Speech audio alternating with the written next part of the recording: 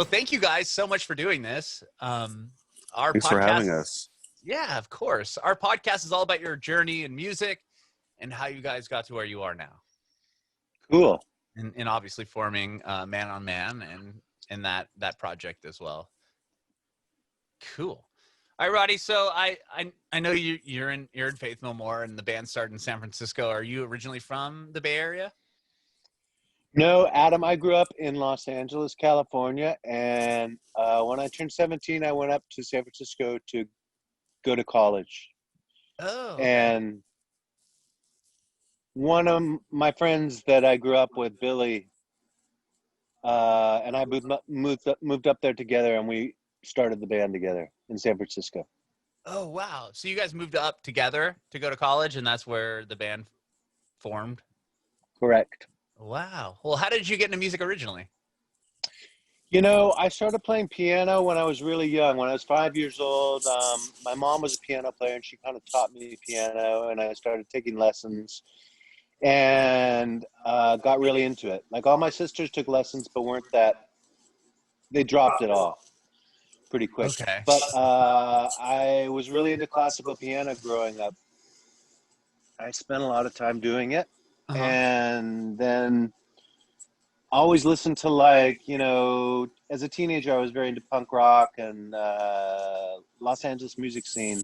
Mm-hmm. So by the time I got to San Francisco, I was primed to, you know, jump into the rock world. Was that hard as a piano player or keyboardist? You know, kind of. I mean, from the sort of like perspective of like, I always find like keyboard players are really like uncool and kind of nerdy. And it was a challenge to make it something not uncool, honestly. Yeah. Well, I know. I'm just curious because you don't hear a lot of keys or synths in like some of those early rock, you know, bands. That's pretty rad that you're able to, you know, you guys formed Faith No More and yeah, had a huge it was career more a with visual that. thing though. As a live thing, it was like a hard thing to pull off to make keyboards look cool. Mm-hmm. What did you guys do? How did you maneuver that? Just kept doing it? We were very hypnotic. We sort of started this like just a music form that was really hypnotic and sort of trance-like. Mm-hmm. And I think just as we got into the music and got into shows, like our shows were that really hypnotic and really like physical. Mm-hmm. And from where I was, you didn't see a lot of keyboards being physical on stage. So it was kind of like that was a bold sort of like statement back then. That's awesome. Very cool. And Joey, how did you where are you from? Are you from the Bay Area? No, I'm from a suburb outside of Atlanta called Buford. Okay. Georgia? And yes, in Georgia. And my, like, you know, I listened to obviously music my whole life. I was like such a 90s kid. I was like rushing home from school to watch Yo MTV Raps, but I was staying up on the weekends to like watch 120 Minutes. I was like all over the map with music. When I was going into high school, I became a Christian. My family was like not Christian at all.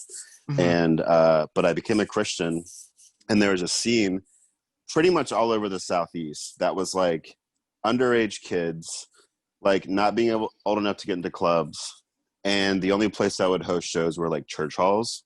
And so there were so many bands that came out of that whole scene. And so I started going to a bunch of shows when I was like starting around like 15, and I would be just like become friends with like all these bands that I was like so into. And it was like super emotional. It was like there was like a mission, and it was like, you know, what we're doing is bigger than music. And then it was like, you know, like PETA booths and like just crazy kind of like community there. It was just like really intense. And so it kind of taught me about like passionate music, heavy music, and there's every kind of style you could imagine. I mean, there was rappers, and there was ska, and there was punk, and there was metal and hardcore.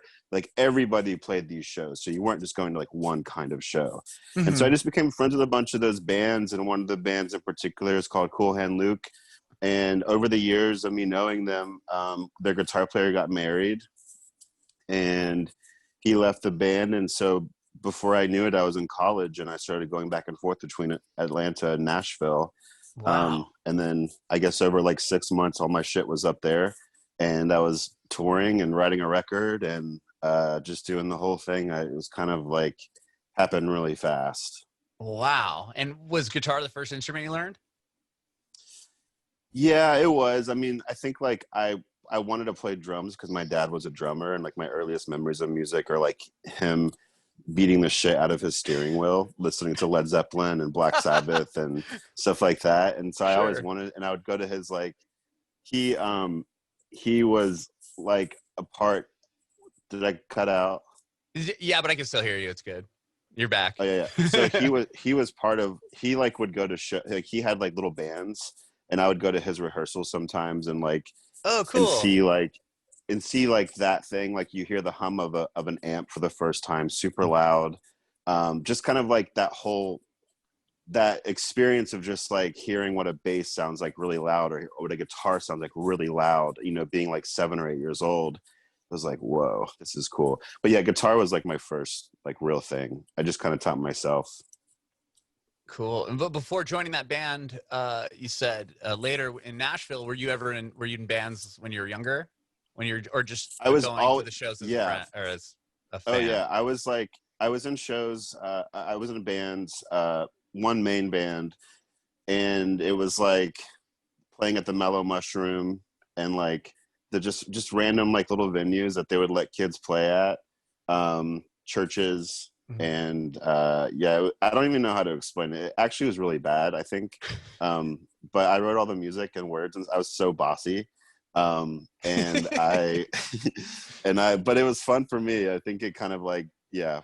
But yeah, I was in like shitty high school bands for sure. That's cool. Yeah. What about Roddy? What was the first band you were in? You said you know when you got up to San Francisco, that's when you guys started Faith No More. But were you in bands prior to making it up to the Bay Area? No, that was it. All I'd done before that was like kind of classical piano. Oh And so wow. it was a stretch, like making that leap from like playing that kind of music to like rock music. But Mm-hmm. Faith No More was the first band that I was ever in. That was the only band I was in for years and years and years. Oh my gosh, that's so crazy that your first band achieves so the success that you guys have done. When So you're crazy. Looking back on it is insane. Like I can't imagine like joining a band, starting a band, like especially the kind of band that we were, and Mhm. having any sort of success was just like, I mean, looking back on it, I can't. It's hard to imagine like from where we started that we would have achieved any sort of success. But yeah, I'm super grateful for that. Yeah, what were those early Faith No More days like? Well, we started the band and we kind of like, we were sort of high art concept-y sort of band. Mhm. San Francisco was a really magical time, like in the 80s. Like it was a weird mix of like punk rock bands and post-punk bands, and like a lot of bands like, they called them like peace punk bands that were kind of inspired by bands like Crass that were sort of Oh, super sure. political and Mhm. vegetarian. It was just a crazy mix of San Francisco was just a crazy mix of all sorts of different people. So our sort of like take was we were really bratty and sort of like provocative and would like play shows sort of antagonistically, just trying to like, you know, provoke people and get reactions out of people. Because San Francisco was so open-minded and so liberal, and nothing fazed anyone. So it was kind of always our sort of goal to shock people and just like be in people's faces. So when we started, we played shows for like a good year where we would like have a different singer every time we played and write different songs every time we played. That was sort of our concept for Whoa. a long time. So you just had a Yeah. revolving door of singers, and this the core. Yeah. It was Wow. not even revolving. Like no one ever came back. We would just do a show with one singer and then move on. Really? Yeah. Oh my gosh. And because I was reading on your Wikipedia page that like Courtney Love was a singer for Faith No More at one point. Is that true? Courtney was a singer for, she was one of the longest, I mean, she sang with us for probably like maybe 9 months or something like that. She was the last sort of like long-term singer we had before we settled on our first regular singer, who was Chuck Mosley. Yeah. Okay. Wow. I didn't even realize she played with you guys. And were those how did that work? I'm kind of curious with having a difference or getting the new singers. Like, did the music stay the same and they just like how did that work? If you guys were you guys writing the music and then they'd come in and try to learn what you had already done and try to add to that? Well, our music that we played was sort of, it's hard to describe, but it was just like these repetitive riffs that we would just play over and over. Mm-hmm. We figured like that was really heavy hitting and really hypnotic, and we would just play the same like 4 measures over and over and just like sort of like whip it into a frenzy. So the singing part of it, we sort of just said, you know, to the singers, like, do whatever you want to do. It's your platform. That's cool. That's crazy. And then how did you meet? Like, how were these people getting involved with your band? Just seeing you, and then you guys would chat with people outside of the shows, or like, how did Courtney? Yeah, it was mostly. It was such a healthy, fun music scene in San Francisco. Like, we were all friends. We had 1 million people who were sort of like all amongst us, and I don't know. There's just 1 million friends that we had, and we were just like, oh, let's get Jim Pasquay to sing this time. Oh, let's try Courtney's really fun. Let's get her to sing. You know, that's so cool. Yeah, I never knew that until I read that. I was like, oh, that's really interesting that she was a part of it back. She was awesome. Early. She was great. That's cool. That's really cool. Well, then how did you guys meet? Joey, how did you meet Roddy? And were you a fan of Faith No More prior to meeting him? Yeah, I mean, I'm also a fan of like one of my, like probably my favorite band that Roddy has is a band called Imperial Teen. Oh, yeah. And I'm a really big Imperial Teen fan. Obviously, Faith No More is amazing. But yeah, I mainly knew about him, through like Imperial Teen, and he has a really good friend. He has another band called Nastie Band, and they played a show with his friend, whose name is Christine, and we met that day.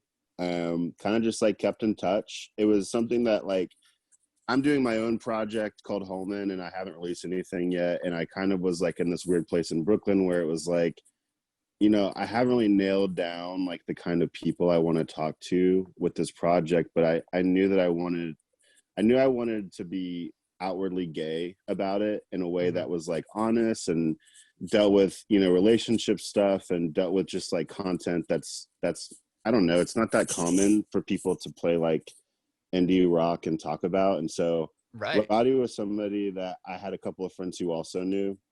And so I was like, I think he'd be a good person just to like know and just to kind of talk through things and just kind of be a friend. And so that was kind of like, yeah, that was kind of the reason. And what I knew about Roddy is I knew that he was like in rad bands, and I knew that he was openly gay, which was not very common for anybody who plays any kind of rock music. Mm-hmm. And so, yeah, I just kind of like, I pursued him and through that way. And so we met, the day of his show with Christine, and we've just been friends ever since. That's amazing. Were you in Cool Hand Luke at the time or oh no, this is like much later. I mean, like okay. I stopped playing in Cool Hand Luke in like 2009, like 10 or something like that, and I moved to New York. And then Roddy and I have only known each other for like about almost like I guess a year and a half ish. Okay. And Roddy, tell me about Impartial Teen. Was that a band that you started much later than Faith No More? Yeah, Faith No More had been going on for like almost 15 years, and we had a lot of success.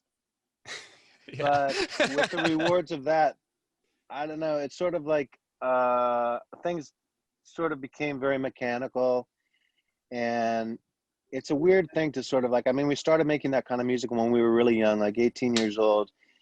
And then 15 years into it, it's sort of like, you know, your tastes change, your priorities change, and things happen. I went through a really hard time. My dad died, and I went through a whole bunch of weird stuff. And at that point, I just sort of like kind of reevaluated what I was doing in music and started another band that I felt a little bit more akin to the people in the band anyway. And they were sort of my best friends in San Francisco at the time, 2 guys, 2 girls, and we started Imperial Teen I guess mid 90s, early 90s. And so I was doing both bands for a while. And Was that difficult to do? Like yeah, create I like think it was around the scheduling and stuff? yeah, it was hard for me, but I think it was really hard for Imperial Teen. Like we started to achieve a little bit of success, and we were really like critically, like our records have always done really well. Mm-hmm. So we put out a record, and like we started to do well, like on radio stuff, and like it became clear, like, oh, we got to tour this, and then it became difficult, like because I had prior commitments with Faith No More, and I was doing both. I think it was really hard, and it was a lot to ask of the people in Imperial Teen, you Mm-hmm. know. Yeah, because you kind of had to put them second to what you were doing with Faith No More. Kind of, yeah. And it was a big dichotomy because I really loved Imperial Team when we were doing that, and I wanted to put my all into that, but I had already made commitments with Faith No More for touring stuff, and it was just like it was a hard thing to figure out. It was a weird time in my life. It was like, yeah, sort of set a precedent of like a weird bipolar sort of like musical output thing that sort of was difficult. Mm-hmm. But Yeah. I mean, also just sort of so privileged. It was so great. I mean, I liked both those bands, and it was a great sort of output for me. Mm-hmm. Yeah, and then Joey, you said you saw what year? You was this recently when you ran into Roddy about a year? You said a year and a half ago. Was that when you guys Yeah, first met about too? Oh yeah, wow. yeah. I mean, we like yeah. I knew about him from another friend who knew him and was like, I need to introduce you guys, and that never really happened. So yeah, I met him and then yeah we it's so funny to talk about like our origin story because like Roddy's my boyfriend Mm-hmm. and we've only been together for about a year and a half, but like it just feels like I've been with him so long and Sure. we've gone through so much together. Like when we first met, my mom passed away a few months later, so I was in Oh my Georgia gosh. and we were doing like this like long distance thing, and then for a couple of months, and then like it was just like yeah, we kind of like we really got to know each other right before I left to go to Georgia. And then his band Imperial Teen was coming out with a record, so he was like going out of town for that stuff. And it was just a really crazy time, I think, in both of our lives. And we just like we grew a lot through just texting and phone calls, and he was really there for me in like a major way. And I think and then you insert in like COVID, and you insert in the fact that he lost his mom, and just the way the world is right now. Mm-hmm. We've just gone through a lifetime of stuff together since we've been together, and it's so I always kind of like I always feel weird for thinking about we've only known each other for like a year and a half, but like it just feels like we've gone through so much together that it feels like I mean, yeah, I know how that it works too. Like when I met my wife too, it's the same thing. Like it happened so quickly. Like sometimes you just know. It's like one of those things where you just kind of know. It was just really easy. Like I think like I had boyfriends before, and like no offense to them, but I think like with Roddy it was just like super easy. Like there was no guesswork, there wasn't a lot of like drama, there's actually no drama, and it was just super easy. So yeah, I think like that thing that everybody talks about, I'm like, whatever, you got to make it work and blah blah blah blah. Sure. But then when I experienced it, I was like, oh yeah, it just feels like right. Okay, got it. Yeah, it's like you think that up until you find someone that you're like, oh, that's what they're talking about. Right. Yeah. Totally. You always and like and being like sick. Like when I remember Roddy and I only knew each other for a little while, but when I was away for so long, like I felt physically like sick. I was like, I need to see him. Like this is, and you did too, right? Just kidding. I was sick too. Yeah. And then you guys formed your band, during quarantine, correct? Or were you guys working on stuff? Like when did you start writing music together? Yeah. I mean, we were riding out to Roddy's mom at this time was getting sicker, and I had just finished recording my record in Nashville with my friend Taylor, and he like things were getting crazy in New York, and he called me and he was like talking about how chaotic it was getting, and like at this time Nashville was like nobody believed it was a real thing, COVID. And I was Sure. like on the phone and I was like, it's chill, like relax. It's not a big deal. It's probably going to blow over. And he's like, I don't know. This feels different. And then I got there and we quarantined together and we were like, we could stay here and be two more bodies in New York City if things are getting scarce and whatever. And your mom is also not doing super well. Like, why don't we just go to the West Coast and be near your family and be near your mom if something were to happen, God forbid. And on the way out there, yeah, it was Roddy's idea. He was like, why don't we just, I brought my guitar, my electric guitar, and Roddy was like, why don't we just get a few pieces of gear sent to Oxnard and we'll make music. And that was like the whole inception of it, was this very flippant, like, let's just make some stuff. And it was like, yeah, it was crazy. So that's how it started. Wow. We had no idea what we were getting into. I mean, like, I knew Roddy's stuff. Roddy knew the stuff I'm working on, but we had no idea if there would be any chemistry, nothing. And I always joke, like, not always, over the last couple of weeks, I'm like, if someone like played our record to me before everything had happened, I'd be like, there's no way we're making that record. Like, it's so, we love it so much. And it's like, yeah, it's pretty crazy what we were able to accomplish. Yeah, I've only heard the two songs that you've released so far, and it's rad. I really like it. It's really cool. Thank you. Yeah. And Roddy, so did you guys have this idea to start working on stuff in California? Did you guys have anything like ready to show each other, or was it like all start from scratch? Like you sit down and you're like, okay, let's see what we can figure out here. Did you kind of have a concept for what the band? No, we had no game plan. We had no parameters at all. But we did. I mean, the cool thing was we got to this weird little house that my mom has in Oxnard, California, which is this funny little sleepy beach town, like 50 miles north of Los Angeles. And the piano that I grew up playing was up there, and that's all we had. We had a piano. We had Joey's electric guitar, and we had an acoustic guitar that we had bought there last year.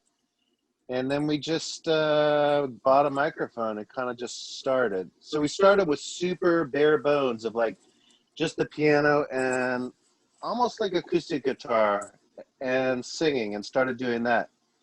And we had no sort of direction. We were just sort of going with the flow of the intensity of the times, basically. And that was something that, like, when we set out in the beginning to make music, we like,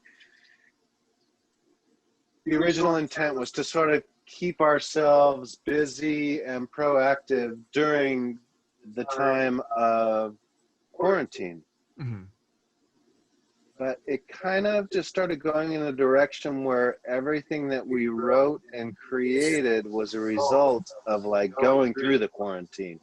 And that was the sort of formula that sort of like presented itself to us. Like, it was a lot of hardship. I mean, everyone's going through the same hardships. We had, like, in addition to the quarantine, my mom was really sick and there was all this family stuff. But basically, we just sort of were writing from a place of kind of uncharted territory. Like, no one's ever been here before. It's the COVID and the pandemic is just such a new frontier. It was an interesting springboard for us to sort of just like play off of that and what it meant to us and how it sort of isolated us, and then put this like intense focus on the two of us and our relationship. That sort of was the groundwork for, or not groundwork, but that was sort of like the direction that we took in writing music. But we didn't have any idea what we were doing when we jumped into it. Oh my gosh, wow. And that's crazy that you were playing on the keyboard or the piano that you grew up playing. Yeah, was that so kind poetic. Yeah, like is the record have that piano on it recorded? Yeah, it does. We recorded most of the songs of piano on that piano up in Oxnard. And then eventually my mom started to get sicker and sicker, so we went down to Los Angeles to be with her, and she's got a big piano at her house, so we recorded the rest of the tracks on that piano. Wow. That must be pretty cool to have, the piano that you grew up with, like actually played it on a record. Had you done that before? No, never. Yeah, it's so special. It's like, it's that kind of a project though. I mean, I've never made music before with my boyfriend or the person I love, you know? So it's like everything just sort of like came together in this like super poetic way. Like, oh yeah, of course we will be playing on the piano that I grew up with in my mother's house as she's dying, you know? It's just like insanity in the, you know, in the throes of a pandemic and, you know, an uprising. What a Yeah. weird time. Like just saying that all in a sentence is so insane, isn't it? It's crazy. Like what It's we're all so going through. crazy. Yeah. I Yeah. mean, it's bizarre because I'll talk to or interview artists that are different places across the world and they're quarantined. That's what's so crazy to me. It's like you could be talking to somebody in Yeah. Ireland and they're sitting in their house doing the same thing that you are. Mm-hmm. That's what's Yeah. so I know there's bizarre been about this whole similar thing. situations where it's like a national crisis, but we've never been in this situation where it is like a worldwide dilemma. You know, everybody's in it. Everybody's in it. It's it's awful. Are you guys in California right now or New York City? No, right now Oh, okay. we're in. We took a week. We're in Cape Cod right now. Oh, cool. Just to Very kind nice. of, we had. I mean, the world just. It's just been crazy. Not even we haven't even mentioned things that are happening, but it's like we just were like we took a week. Good stuff though, but we just like let's just take a week and just last hurrah before the summer ends, and so here we are. That's good. Yeah, we're in San Diego, so it's like we're back. Apparently now it's a tier 1, you know, of the pandemic because the numbers keep going up instead of like whereas Isn't New that York. band Noise Ratchet from San Diego? Remember that band? Yes, they are. They're so good, and now they're you like Delta that's Spirit, right? yeah. The members of it are in Delta Spirit. Yeah. Wow, I haven't heard Noise Ratchet in a while. Those are one of the bands that like played those shitty shows, like, you know, and the whatever. Yeah, they used to play a lot of church shows here in San Diego. Yeah, I mean, I don't think it was like exclusive to the Southeast, like going to those kind of shows, but like there's definitely something to be said for like the late 90s, early 2000s church shows that like I don't think happen anymore in the way that they used to. Like it was so like emo, like it was so many like scenes that like I think it's fun to, and maybe like in a weird way like hopeful to imagine those church shows still happening like that, but I just don't think that they're at the same velocity as what they were back in the day. I mean, I could be wrong, and hopefully I am, and amazing bands come out of it, but it was just such a time that was so fun. San Diego had a lot of those churchy bands, though. We had like Switchfoot and As I Lay Dying and POD and Noise Ratchet. We had a lot of that. Oh, I didn't realize As I Lay Dying was from there too. Yeah, they're from here. That's cool. As well. So yeah, we had quite a bit of Switchfoot. Another of those bands that just like blew up out of that scene. Yeah, POD had their moment. But yeah, it's an interesting scene. But that's funny, Noise Ratchet, man. I haven't heard that. But like, if you don't know about the scene, like I've had a few conversations with Roddy about it before, and like he's just not any offense to Roddy, but he's kind of just like scratching his head. Like it's hard to tell somebody who didn't like grow up in it and experience it why that church scene was cool. Like it's like even like me saying it out loud is so cringy. But it was like that's like where I learned to play music. Like that's like, you know, I don't know, like it was and it was also like one thing that no one realizes too. It's like a lot of those bands weren't really Christian bands. Like in the South, it was just so normal to go to church that like everybody went to church. So like the kids that had to go to church were in those bands, but they were secretly like, yeah, we're not Christian, but like you still played there because it was just like the place to play. And your friends went there, and you know, you knew people. Totally, yeah. Wow. Roddy, tell like growing up, you said you were a classical, you know, pianist, and were you like, did you have to do recitals and stuff? Were those like kind of your early experiences playing live? Yeah, I mean, I think that's just sort of like that's what happens as a kid. If you're involved in that kind of music, that's what you do. You play recitals. I did that a lot.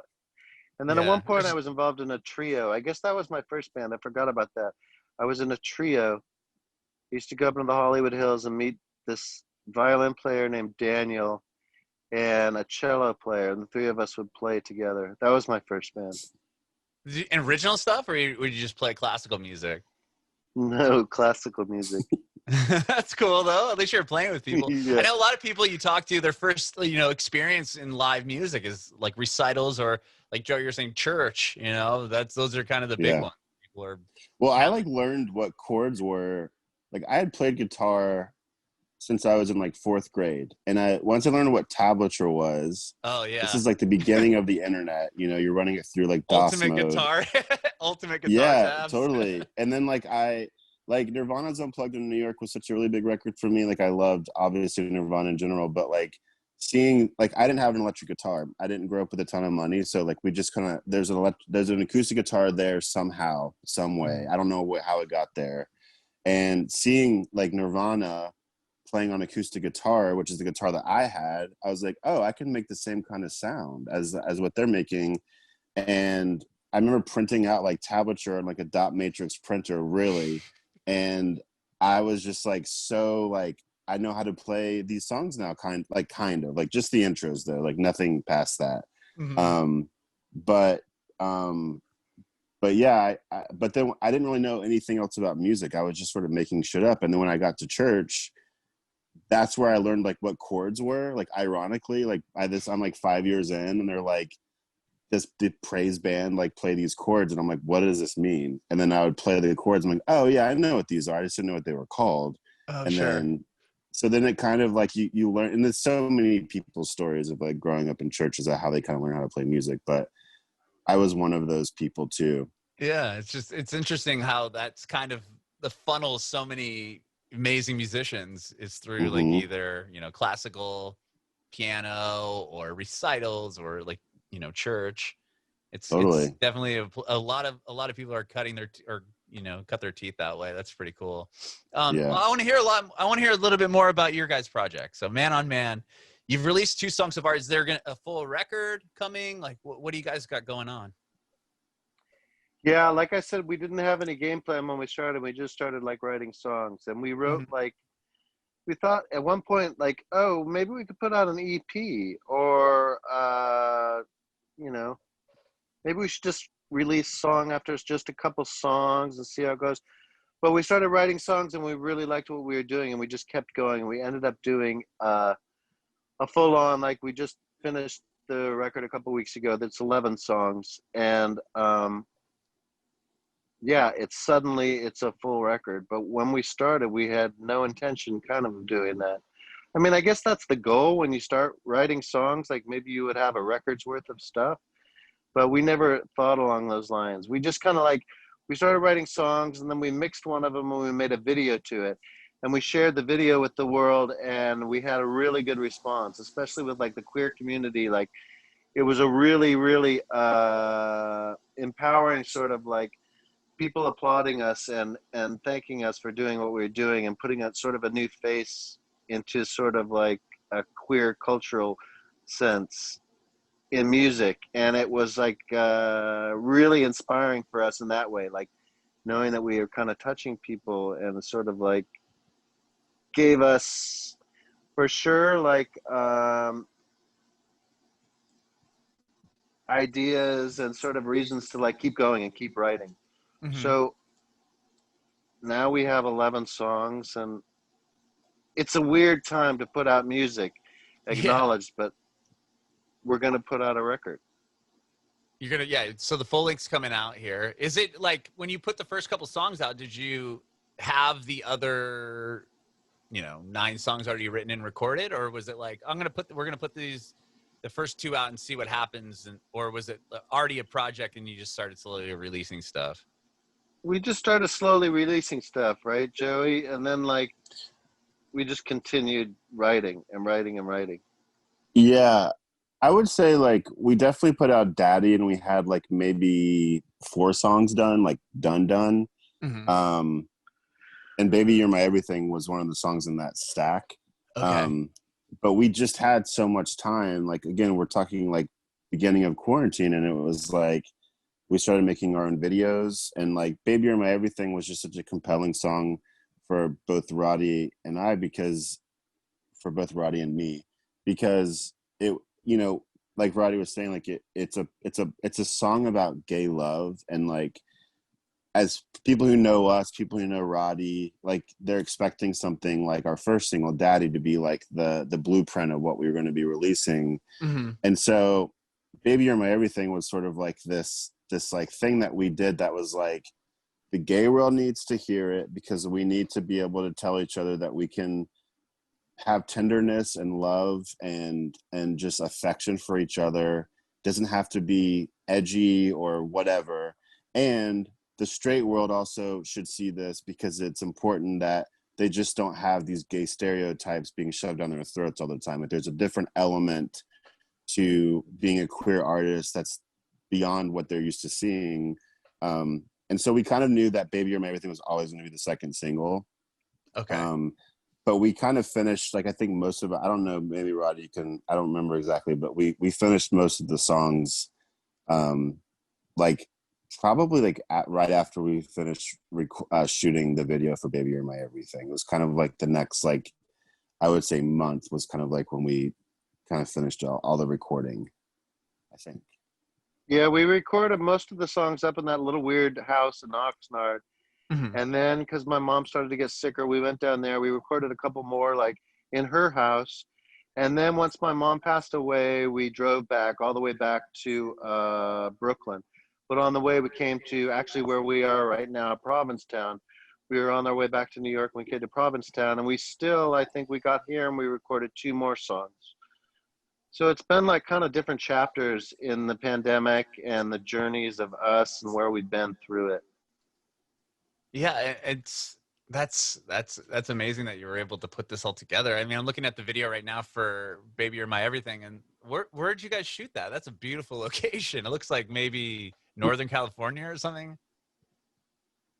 It was in Ojai at, what is it, Los Padres? What is the park called? Yeah, it's Los Padres National Forest, which is in Ojai, which is really close to where we were in Oxnard. Okay. We just kind of had an idea for it with the water stuff and the baptism scene. And Mm-hmm. I don't want to spoil it for anyone who hasn't seen it, but there's a baptism scene. But we were looking for, you know, a sort of like a big open water sort of lake or stream to make the video in. And California is so gorgeous, like especially up there, like in that Ojai is really, really pretty. Mm-hmm. We had a couple of friends who lived up there and sort of just, a friend helped us shoot that video on our iPhone and he had been there recently. And yeah, we were able to just pull it off all in Ojai basically. Yeah, it's a great video. It looks awesome. And Thank I like you. the daddy video too, but that one's probably just shot what in like one, because it's just you guys kind of in front of like the sheet and then hanging out, but that looks like it's all done in one shot, like a tripod or something. Yeah, kind of. We bought this like little like Steadicam thing, but that also acts as a tripod. So we had like a few, like behind Roddy's family's like house, it's on the beach and like there's these crazy dunes. Okay. So we just got weird with it. We set up a tripod for like the performance scenes, most of them at least. And we got on the back of a flatbed truck and we did some of our takes on those as well. For that 5th verse that we did together. And we kind of went all over the place with it. But yeah, it was mainly like around Roddy's house. We just got weird. I mean, it was I look at Baby You're My Everything and Daddy too. Like I know it's like only been a week after Baby You're My Everything, but like the Daddy video too, it's like we were so scrappy, you know, like we didn't, like neither of us really knew about like video editing software like Adobe Premiere. And we didn't we just kind of made it work. We figured it out and we made it work. And I think what you're seeing from a lot of people in quarantine right now is like the beginning of people kind of like show and tell a little bit. They're like, well, here's what I did. And I think people are just getting comfortable enough now to release it. Cause I think a lot of people too were like, there's like, I don't know if you remember this, but like when it first started happening, like it was like really popular on social media. Like there's no right way to do quarantine. Like if you want to sleep all day, do it. You don't have to write a book or write a record. And I was sort of like, that's so ridiculous.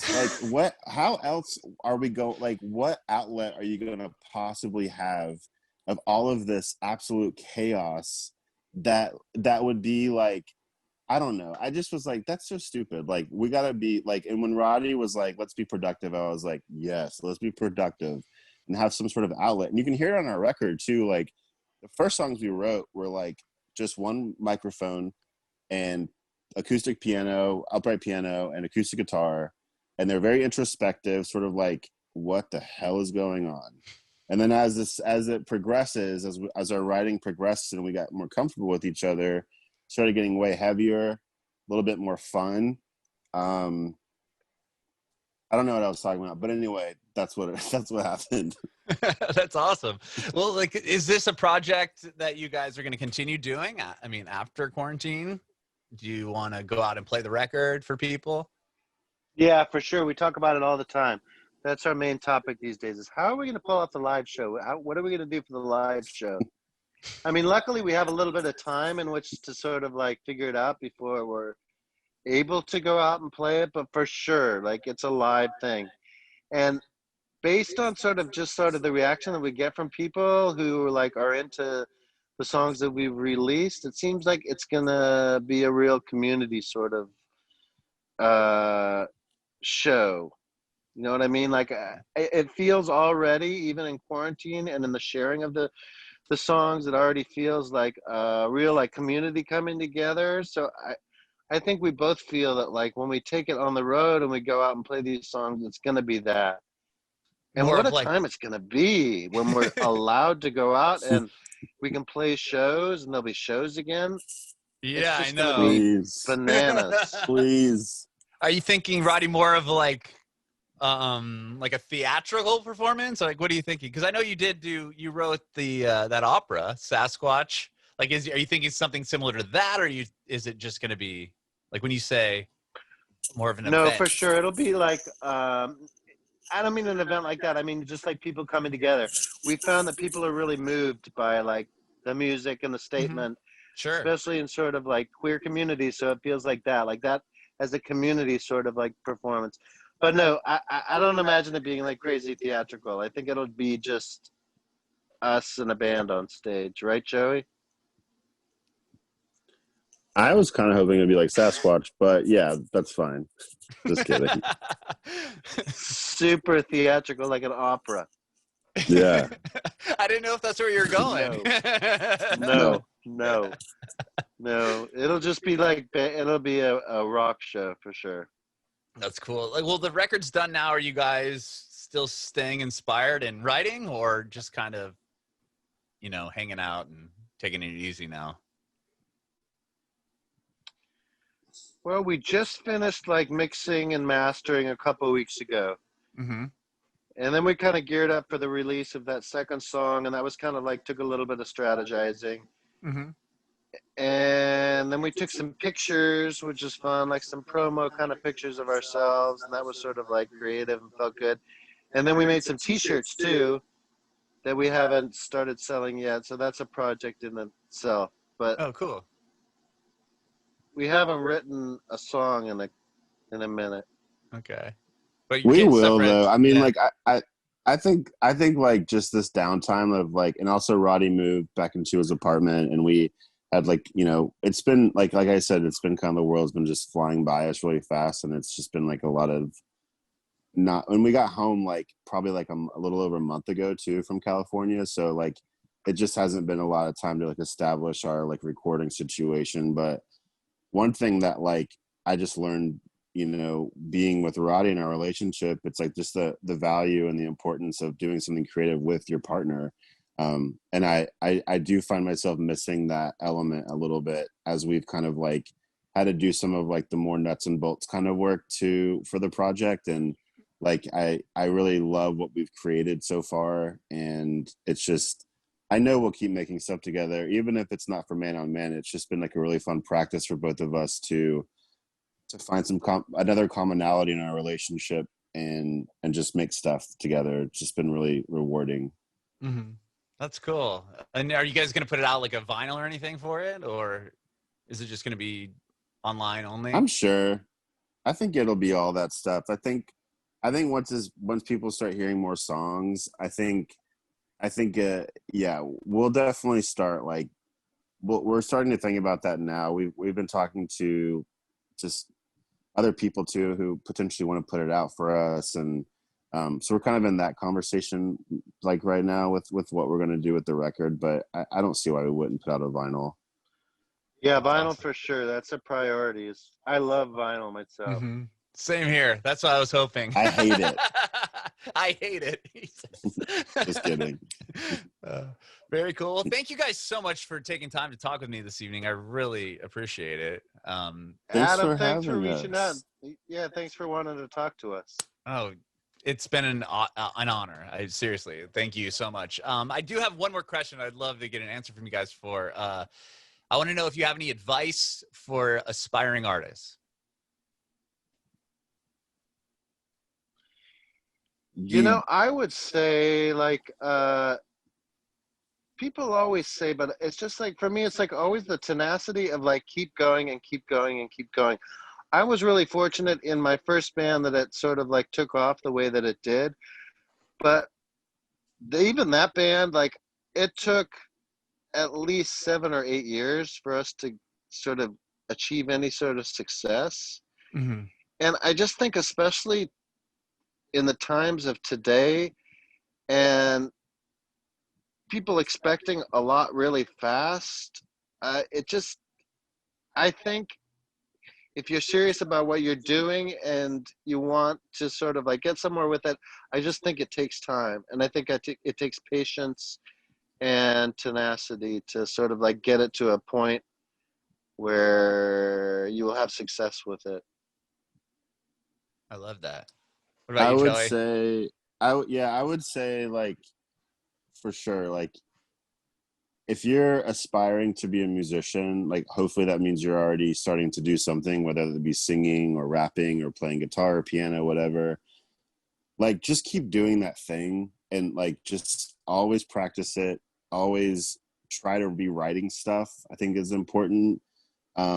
But I would say too, like it's so much about hard work. And I think that there's a lot of entitlement that comes when you might have a lot of followers or you might have, you know, people like thinking that you're amazing. But the truth is like, you might feel like hot shit where you're from, but like there's a big world out there.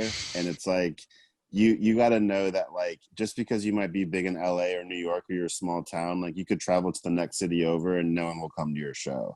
So you just have to like be really adamant about making sure your craft is like A+ and be willing to just pay your dues and get on the road and just play a bunch of shows to nobody, and just keep getting better and better and better and better and better. And like, I think a lot of people might wonder why they're not like where they want to be. And I think like we've seen time and time again, like the reason why you're not doing cool stuff is because you're not doing cool stuff. Like the doers are the ones that get to do it. So you just have to be you know, take initiative and just like fucking go for it. I sound like so bumper sticker right now. Just like go for it. Like you got it. But it's true. I mean, just put in the work. I mean, I don't think people realize how much work you have to put in. I remember playing in Cool Hand Luke, and that band was around for like 7 or 8 years, and there would be sometimes we'd play shows for like, you know, if the promoter was not doing their job, you know, 20 people. And most of them were bands, you know, and I think like 20 people is a lot. It is, but most of them were bands. Like there was like a 12-bill show, you know, like 12-band bill, and it was like most of them were bands. But yeah, work hard. Bringing it backward.